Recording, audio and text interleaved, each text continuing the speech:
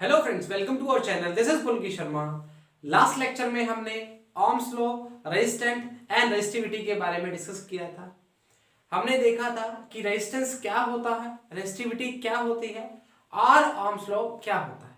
V equals to I R, resistance oppose करता है, resistivity में हमने क्या किया था, एरिया और लेंथ को यूनिट मान लिया था। आज का जो लेक्चर है वो लेक्चर है कंडक्टिविटी, कंडक्टेंस एंड मोबिलिटी। तीनों जो पोर्शन है बहुत इंपॉर्टेंट है। आप अगर इसको समझेंगे ताकि आपको रेजिस्टेंस से हम क्या करेंगे, इसको रिलेट करेंगे, रेजिस्टिविटी से क्या करेंगे, रिलेट करेंगे, और ड्रिफ्ट वेलोसिटी क्या करेंगे, रिलेट करेंगे। जिन बच्चों ने चैनल को सब्सक्राइब नहीं किया, चैनल को सब्सक्राइब करें, लाइक करें और अपना अपना फीडबैक दें। उसके जो इंपॉर्टेंट बात और है वो है, जिन बच्चों ने लास्ट लेक्चर नहीं देखा रेजिस्टेंस और रेजिस्टिविटी का, वो लेक्चर भी देखें ताकि आपको जो आज वाला लेक्चर है वो समझ आ सके। तो आज स्टार्ट करते हैं हम कंडक्टेंस। कंडक्टेंस क्या होता है, नाम से पता लग रहा है। उससे पहले इससे एक रिलेट शब्द था हमारा, वो था रेजिस्टेंस। तो हम पहले बड़े बात करेंगे, वो क्या, किसकी बात करेंगे, रेजिस्टेंस की बात करेंगे कि रेजिस्टेंस क्या होता है। हम बोलते हैं कि करंट का जो अपोज करता है, ठीक है, करंट का जो अपोज करता है वो क्या कहलाता है, रेजिस्टेंस कहलाता है। जैसे हमने बोला था R बराबर में V equal to I R होता है, तो V अपॉन आई, ये क्या था, करंट, सॉरी रेजिस्टेंस की बात कर रहा था।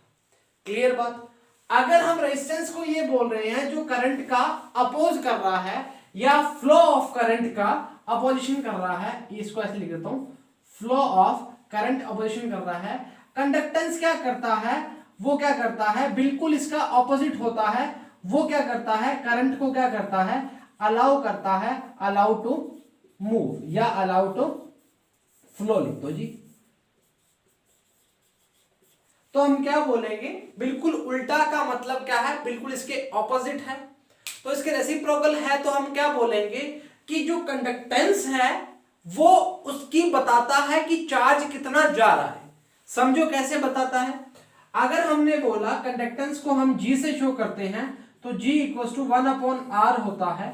G equal to 1 upon R होता है। R की वैल्यू पुट करी तो क्या आएगा, 1 अपॉन V अपॉन आई। तो हम क्या लिखेंगे, ऐसे लिख सकता हूं मैं, I अपॉन V, ठीक है, I अपॉन V लिखा तो G इक्वल टू क्या आ गया, I अपॉन V। तो हम क्या बोल रहे हैं, यहां अगर हम पोटेंशियल को एक रख देते हैं, मतलब यूनिट कर देते हैं, तो हमने क्या किया, एक पोटेंशियल दिया तो हमें करंट कितना मिला, 1 एम्पियर मिला, जो किसके बराबर है, उसकी कंडक्टिविटी। तो हम क्या बोलेंगे, उसकी कंडक्टिविटी कितनी है, 1 ओम माइनस। ओम इनवर्स इसलिए बोला है क्योंकि जो रेजिस्टेंस की ऐसा यूनिट थी उसके उल्टी बात करेंगे, उसकी उल्टी बात करेंगे। तो हमने क्या बोला, G equal to I upon V. I upon V का मतलब क्या हो गया, हमने इसको यूनिट दिया और हमें करंट कितना मिल गया, 1 एम्पियर। क्लियर है बात। अच्छा, वापिस समझते हैं। करंट का जो ऑपोजिशन होता है, अगर हमने करंट को 1 एम्पियर चाहिए तो हमें कितना, हमें क्या करना पड़ेगा, अगर पोटेंशियल को बढ़ाएंगे तो रेजिस्टेंस की वैल्यू क्या होगी, बढ़ेगी। रेजिस्टेंस की वैल्यू बढ़ेगी तो करंट की वैल्यू क्या होगी, कम होगी। तो हमने क्या बोला, ये रेजिस्टेंस क्या कर रहा है, इसको रोक रहा है, रुकावट पैदा कर रहा है। और कंडक्टेंस क्या बता रहा है, बता रहा है कि वो कंडक्टर जो है वो कितना कंडक्ट है, कितना अलाउ कर रहा है करंट को। क्लियर बात, कोई प्रॉब्लम वाली बात नहीं। तो G equal to I upon V से भी हम कर सकते हैं। तो हम क्या बोलेंगे, 1 अपॉन आर है, इसकी अगर हम बात करेंगे ऐसा यूनिट की, आर की क्या थी, आर की ऐसा यूनिट थी बेटा ओम। आर की क्या थी, ओम थी। अगर ओम अपॉन में चला गया तो ओम क्या हो जाएगा, ओम क्या हो जाएगा, ओम का इनवर्स हो जाएगा। ओम क्या हो जाएगा, इनवर्स में हो जाएगा, ठीक है। और इसको हम क्या बोलते हैं, इसको बोलते हैं महो। अगर महो कैसे याद आएगा, OHM, उल्टा कर दो, ऑपोजिट करना है। ऑपोजिट का मतलब क्या हो गया, इसका उल्टा कर दो।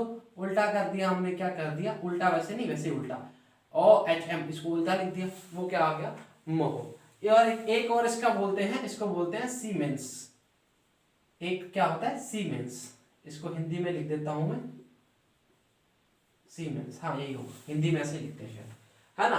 तो एक क्या हो गया, सीमेंस हो गया, एक क्या हो गया, महो हो गया, और एक क्या हो गया, ओम इनवर्स हो गया। अब थोड़ी सी थ्योरी की बात करते हैं जो हमारी किताबों में लिखी हुई है, जो हमारे नोट्स में लिखी हुई है, जो हमें पढ़नी है और जो हमें लिखनी है।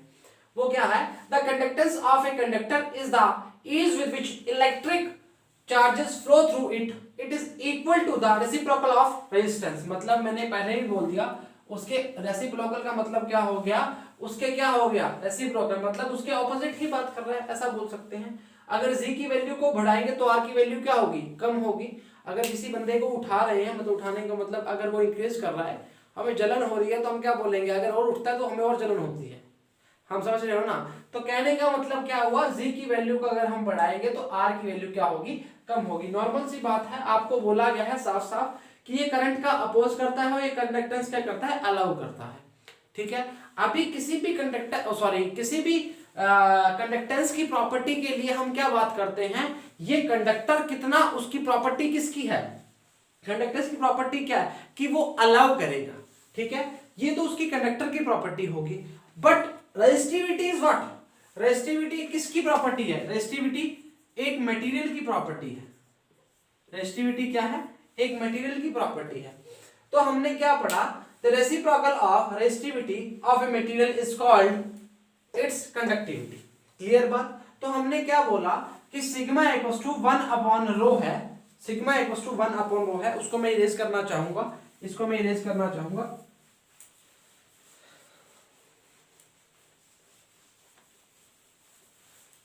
अगर बोलोगे तो ऊपर वाला भी कर सकते हैं, हमने उतार लिया है शायद, तो इरेज कर रहा हूं इसको भी।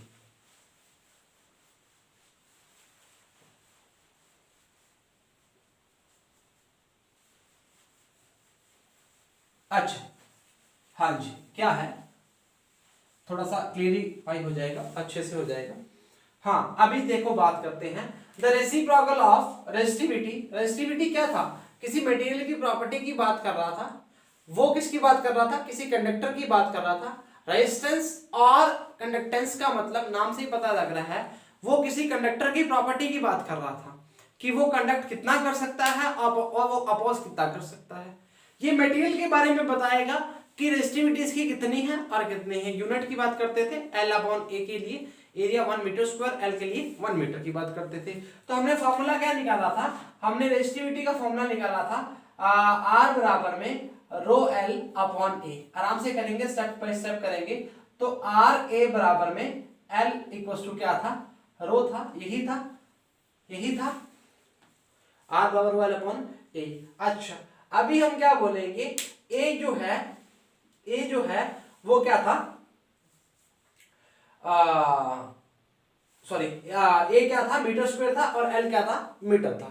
ठीक है, R बराबर रो L अपॉन A। ठीक है, R मीटर स्क्वायर था और ये मीटर था, तो इसकी हमने ऐसे यूनिट क्या बनाई थी? इसकी ऐसे यूनिट बनाई थी ओम इनटू मीटर। ठीक है, ठीक है। अभी रेजिस्टिविटी क्या आएगा? इसके ऑपोजिट की, उसके अपॉन की बात कर रहा है, तो हम क्या बात करेंगे? रेजिस्टिविटी के लिए बात करेंगे तो सिग्मा बराबर में 1 अपॉन रो की बात करेंगे तो क्या आएगा? आर ए अपॉन मतलब एल जाएगा ऊपर जाएगा। तो अभी चेक करते हैं, तो क्या आएगा? एल का क्या आएगा? मीटर आएगा, और आर का क्या आएगा? ओम आएगा, और ए का क्या आएगा? मीटर स्क्वायर आएगा। ठीक है, तो मीटर से मीटर काट देंगे तो क्या आएगा? ओम इनवर्स एंड मीटर की -1। ठीक है, ठीक है। तो ये किसका बन गया? ये किसकी बन गई?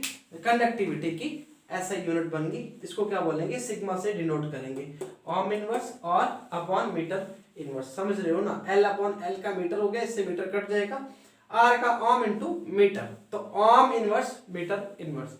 ये हमारी क्या होगी? मटेरियल की प्रॉपर्टी होगी। तो कंडक्टिविटी क्या है? वो कितना कंडक्ट कर सकता है, वो कंडक्टेंस है। और मटेरियल की प्रॉपर्टी के लिए हम क्या बोलेंगे? वो उसकी कंडक्टिविटी, मतलब the reciprocal of resistivity of material is called its conductivity. भाई थे ना आर और रो, अगर हम यूनिट की बात करते थे तो ये अपने भाई नीति निभाना स्टार्ट कर देते थे। रो बराबर में क्या था? आर निभाना स्टार्ट कर देते। सेम चीज है, वो रेजिस्टेंस अपोज की बात करता था, कंडक्टेंस अलाउ की बात करता था। रेजिस्टिविटी अपोज की बात करेगी मटेरियल के लिए, तो इसकी बात करेगा कंडक्टिविटी। वो कितनी कंडक्ट है, वो कितनी कंडक्टिविटी शो कर सकती है, वो क्या उसकी कंडक्टिविटी है। क्लियर है बात, समझ आ गई बात, उतारना चाहोगे। The reciprocal of resistivity of material is called its conductivity denoted by sigma. इसको क्या बोलते हैं, सिग्मा। पता होगा बच्चों को, बड़े आराम से, अच्छी चीज है ये तो, सिग्मा बोलते हैं जिसको। हिंदी में लिखना चाहेंगे, जरूरत ही नहीं है, अंग्रेजी माध्यम के हैं तो सिग्मा बराबर 1/ρ। ठीक है, इरेज करते हैं, ओके जी, कर देते हैं। थोड़ा ध्यान रखना जी, मैं एक वापस बोल रहा हूं, अगर कोई आपसे पूछे व्हाट इज रेजिस्टेंस, तो रेजिस्टेंस इज द कंडक्टर की प्रॉपर्टी है और रेजिस्टिविटी एक मटेरियल की प्रॉपर्टी है। ठीक है, क्लियर है बात। ये बातें आपको किताबों में नहीं मिलती, ये बातें आपको सीखने से मिलती हैं। तो ये एक ठोकर है या अकल है, तो आप समझो कि आपको मिल रही है। ठीक है, ठीक है जी सर। अच्छा, थर्ड है हमारा mobility. Mobility is very important for drift velocity, क्योंकि ड्रिफ्ट वेलोसिटी की बात करते थे हमने जब थर्मल वेलोसिटी की बात करी थी। छोटे छोटे पॉइंट हैं, नाम छोटे छोटे हैं, पर काम बहुत इंपॉर्टेंट है इनके। अच्छा, अभी मोबिलिटी क्या होता है, मोबिलिटी ये बोल सकते हैं कि अगर किसी यूनिट ड्रिफ्ट वेलोसिटी की बात करते हैं और उस पर कितना इलेक्ट्रिक फील्ड या पोटेंशियल लग रहा है, समझो बात को। बात ये है, आराम से समझते हैं चीज क्या होती है। जब हम थर्मल वेलोसिटी की बात कर रहे थे तो थर्मल वेलोसिटी में हम बोलते थे कि कोई भी फ्री इलेक्ट्रॉन्स थे वो कहीं भी रैंडमली मूव कर रहे थे। ये बात सही है, बिल्कुल सही है सर। फिर हमने बात करी थी ड्रिफ्ट वेलोसिटी की, तो ड्रिफ्ट वेलोसिटी के लिए हमने बोला था कि जब भी किसी भी कंडक्टर पर हम किसी भी पोटेंशियल, किसी भी टाइप का पोटेंशियल लगाते हैं तो पोटेंशियल के कारण वो क्या होते हैं, थोड़े से ड्रिफ्ट हो जाते हैं, ये बोला था। और ड्रिफ्ट एक ही डायरेक्शन में होते हैं, मतलब हमने क्या बोला था, मैंने बोला था 0.1 मीटर वो ड्रिफ्ट होते हैं। अगर 0.1 मिलीमीटर ड्रिफ्ट होते हैं तो वो इकट्ठे मिलकर एक जगह धक्का लगाएंगे, they are responsible for current, बोला था। They are responsible for current, मतलब हम क्या बोलेंगे, free electrons are responsible for current. ये बात हमने बात करी थी। अभी मोबिलिटी क्या है, मोबिलिटी हम कितना उस पे यूनिट की बात करेंगे। जैसे हमने बोला कि किसी भी बॉडी के लिए या किसी भी मटेरियल के लिए हम बात कर रहे हैं, अगर हम बोले हैं ई पोटेंशियल से या ई इलेक्ट्रिक फील्ड से अगर किसी पर हम कंडक्टर पर फील्ड लगाते हैं तो उस पर ड्रिफ्ट वेलोसिटी क्या हो जाती है, वीडी हो जाती है। तो 1 के लिए हम क्या बोलेंगे, VD upon E. This is what, this is its mobility. This is what, this is mobility. तो हम किसी यूनिट की बात करते हैं तो वो उसकी क्या है, मोबिलिटी है। वो कितना ड्रिफ्ट वेलोसिटी के लिए कितना पोटेंशियल लगाने पर वो कितना ड्रिफ्ट हो रहा है, तो क्या बोलेंगे, the mobility of charge carried in the drift velocity, in the drift velocity acquired by it in a unit electric field, in unit electric field. बोल दिया ना आपको, यूनिट इलेक्ट्रिक फील्ड। तो हम क्या बोलेंगे, म्यू बराबर में क्या आएगा, VD upon E. This is what, this is what, this is mobility, this is what, mobility. समझ रहे, सॉरी मोबिलिटी। हाँ, इरेज कर दे इसको। अभी इसका थोड़ा सा एक पार्ट करते हैं, थोड़ा सा हम क्या करेंगे, इसका डेरिवेशन पोर्शन करेंगे। वो कैसे करेंगे, हमने वीडी की जो वैल्यू थी म्यू इक्वल्स टू क्या था, वीडी अपॉन ई कवर किया है, और हमारी जो वीडी की वैल्यू थी वो क्या थी, ई टॉ अपॉन एम। ये बात समझ रहे हो, ई टॉ अपॉन एम था, याद है। ई इलेक्ट्रॉन्स था, ई क्या था, इलेक्ट्रिक फील्ड था, टॉ क्या था, रिलैक्सेशन टाइम था, एम क्या था, मास था।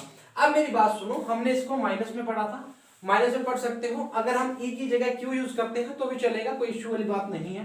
तो हम क्या बोलेंगे, म्यू बराबर में अगर ई टॉ अपॉन एम ई बात करेंगे तो ई से ई काट देंगे तो क्या आएगा, म्यू बराबर में minus e tau upon M. ये क्या आ जाएगा, मोबिलिटी की फॉर्म आ जाएगी। ये क्या आ जाएगी, मोबिलिटी की फॉर्म आ जाएगी। किसमें, ड्रिफ्ट वेलोसिटी की रिस्पेक्ट में, बिकॉज ड्रिफ्ट वेलोसिटी का हमने क्या रखा, फॉर्म रख दिया जी।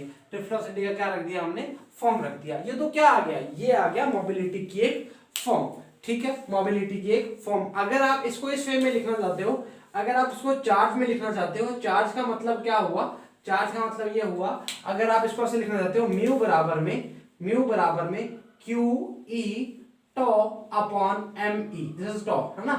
तो ई से ही कट जाएगा तो क्या आएगा, क्यू टॉ अपॉन एम। अब क्यू की जगह आप क्या लिख सकते हो, अगर मैं बोलूं मैंने क्यू की जगह क्या लिख दिया, माइनस का इलेक्ट्रॉन का वैल्यू लिख दिया, तो पुट ऑन और के क्या बन जाएगा, ये वाला बन जाएगा। तो दिक्कत वाली बात नहीं है। चार्ज को अगर हमने क्यू लिया है, चार्ज को अगर हमने क्यू लिया है तो काम बनना स्टार्ट हो जाएगा, हमारा कोई इशू वाली बात नहीं आएगी। तो mu is what, v d upon e, and mu equals to minus e tau upon m e. E से ई कट गया, mu equals to minus e tau upon m. And अगर हम बोलते हैं ई माइनस का नहीं लेंगे, हम चार्ज की बात करते हैं, तो चार्ज से हम क्या बोलेंगे कि Q equals to u sorry mu Q e tau m, e से कट गया Q टो अपॉन एम। यहाँ पे Q की वैल्यू क्या लिया है हमने, माइनस इलेक्ट्रॉन की बात की है। दोनों काम बनने स्टार्ट होते हैं, जैसे आपको अच्छा लगता है वैसे कर सकते हो, ठीक है। तो हमने क्या बोला, mobility of charge carries the drift velocity acquired by it in the unit electric field. उस इलेक्ट्रिक फील्ड में कितने ड्रिफ्ट वेलोसिटी के कारण उसके क्या हुए हैं, मूवमेंट हुए हैं, या उसकी मोबिलिटी कहलाती है उस चार्ज कैरियर के लिए। क्लियर बात। इरेज करना चाहेंगे, इरेज कर दे। फिर आपको एक छोटा सा ओम्स लॉ का वेक्टर बोल सकते हो, वेक्टर फॉर्म बताएंगे। वो एक्चुअली क्या कि आपके न्यूमेरिकल में बहुत पूछी जाती है, न्यूमेरिकल में बहुत वर्क करती है। कल हमारा पोर्शन शायद न्यूमेरिकल का रहेगा, तो उस न्यूमेरिकल में आप सुबह एक आधा न्यूमेरिकल करवा देंगे, अगर नहीं हुआ तो फिर आगे करवा देंगे, कोई इशू वाली बात नहीं है। अच्छा, अभी हम क्या पढ़ने वाले हैं, अभी क्या है जो हम वेक्टर फॉर्म करेंगे उसमें आपको सारा काम करना स्टार्ट करना पड़ेगा। मतलब आपको सारी जो पीछे वाली चीजें हैं उनको हम याद करना स्टार्ट करेंगे। क्लियर है। तो हमने क्या बोला, ओम्स लॉ का है वो क्या है, उसका हम क्या पढ़ेंगे, वेक्टर नियम पढ़ेंगे या वेक्टर फॉर्म पढ़ेंगे। ठीक है जी। आगे आगे हम थोड़ा सा साइड में लिख लेते हैं जो हमने आज पढ़ा है। तो G इक्वल्स टू क्या पढ़ा है, 1/r पढ़ा है, जिसको हम बोल देते हैं conductance.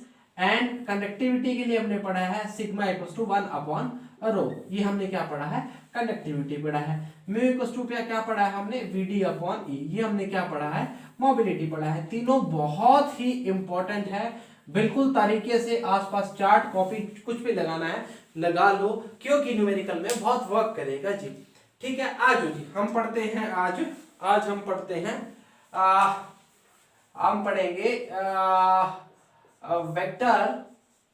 Vector form of ohm's law. ठीक है जी, vector law of vector form of ohm's law. ठीक है। अभी देखो जी, V इक्वल्स टू क्या होता है, IR होता है। V इक्वल्स टू क्या होता है, IR होता है। अभी एक एक स्टेप को एक एक हमने जो भी फॉर्मूला पढ़ा है उसको हम आज कवर करेंगे, देखना जी कैसे। अब देखो जी, V इक्वल्स टू IR, हमने ओम्स लॉ पढ़ा था, ओम्स लॉ से स्टार्ट किया, ओम्स लॉ का ही नाम लिया था, ओम्स लॉ से ही स्टार्ट किया। ठीक है। अभी देखो जी, E बराबर में पोटेंशियल की बात करते हैं, E बराबर में V/L या V/D आपको बताया था मैंने। तो EL बराबर में हम क्या लिख सकते हैं, V लिख सकते हैं। EL बराबर में हम क्या लिखते हैं, V लिख सकते हैं जी। तो हमने लिखा EL बराबर में V लिख दिया, V की फॉर्म में I। R को हम क्या लिख सकते हैं, यहाँ साइड में लिखता रहता हूँ। R को हम क्या लिख सकते हैं, रेजिस्टेंस को हम क्या लिख सकते हैं, रेजिस्टेंस को हम लिख सकते हैं ρL/A, ρL/A। तो हमने क्या किया, ρL/A। ठीक बात समझ आ रही है आपको। L से L काट दिया, L से L काट दिया, तो E बराबर में क्या आ गया, I/A रो, I/A रो। I/A क्या था, I/A क्या था, करंट डेंसिटी। याद आया, J इक्वल्स टू I/A। तो करंट डेंसिटी क्या लिखेंगे, करंट डेंसिटी क्या लिखेंगे, हम लिखेंगे, एक मिनट रुको जी, करंट डेंसिटी क्या लिखेंगे, J इक्वल्स टू I/A। याद है या भूल गए, सर याद है। तो E बराबर में क्या आएगा, J सिग्मा। अभी सिग्मा की वैल्यू क्या हुई, J रो, और रो की वैल्यू क्या आएगी, यहाँ से रो की वैल्यू आएगी 1/सिग्मा। तो E बराबर में क्या आएगा, J/सिग्मा। तो J बराबर में क्या आएगा, सिग्मा E। तो ये वेक्टर फॉर्म में आ जाएगा। तो हम क्या बोलेंगे, वेक्टर फॉर्म जो आएगा, J इक्वल्स टू क्या आएगा, sigma E, J equals to क्या आएगा, अरे क्या हो रहा है, J इक्वल्स टू क्या आएगा, सिग्मा। ये आपकी छोटी सी क्या थी, एक वेक्टर फॉर्म थी। V इक्वल्स टू IR से लिया हमने वेक्टर फॉर्म में, ये आपको इसलिए करवाया है क्योंकि बहुत वर्क करेगा जी, बहुत इंपॉर्टेंट है। आज हम एक तरह के फॉर्मूला को ही ड्राइव कर रहे हैं। थ्योरी का पोर्शन तो हमने बहुत कम देखा है, पर जो देखा है वो बहुत इंपॉर्टेंट देखा है। अच्छा, V इक्वल्स टू IR कर रहे हैं, V equals to E/L, E equals to V/L होता है। पोटेंशियल की बात करते हैं पर यूनिट लेंथ के लिए, तो हमने क्या बोला, EL equals to I rho L, R equals to ρL/A। Resistivity की बात करते हैं, लेंथ से L के से L कट गया जी, I rho upon A equals to क्या आ गया, E आ गया। तो हमने क्या किया, जो रो की आई अपॉन ए क्या होता है, करंट डेंसिटी होता है, इसको हम जे से डिनोट करते हैं। इसको आई लिखो, साफ साफ लिखो जी, ताकि आपको ये जे ना लगे, दूसरा जे ना लगे। तो हमने क्या लिखा इसको हमने लिखा जी आई अपॉन ए। अच्छा, आई अपॉन ए लिखा, देन ई इक्वल्स टू क्या आएगा, जे रो आएगा। तो रो इक्वल्स टू क्या था, हमने अभी जस्ट बात की है, ये था हमारा जी, इसको मैं लिख देता हूं जी, ये था हमारा कंडक्टेंस, और ये था हमारा कंडक्टिविटी, VITI वाई, ठीक है। ये था हमारा मोबिलिटी, ठीक है। तो ये था हमारा मोबिलिटी। तो J अपॉन सिग्मा आ गया, तो J इक्वल्स टू क्या आएगा, सिग्मा ई। ठीक बात, ये हमारा इंपॉर्टेंट था। तो हमने आज एक फॉर्म और पढ़ दी, इसको हम बोलेंगे J equals to sigma e. तो हमने J equals to I upon a भी पढ़ी, और ए हमने पढ़ी, इसको लिख देता हूँ वेक्टर फॉर्म ताकि आपको याद रहे। तो J equals to sigma e पढ़ी, J equals to I upon a भी पढ़ी। क्लियर बात। तो आज जो भी पढ़ा उसको बहुत इंपॉर्टेंट था, बहुत काम आने वाला था। तो उम्मीद करता हूँ लेक्चर समझ आया होगा। कल हम करेंगे फटाफट न्यूमेरिकल, अच्छे न्यूमेरिकल, और कल थोड़ा सा आपको तकलीफ हो सकती है क्योंकि न्यूमेरिकल अच्छे होंगे।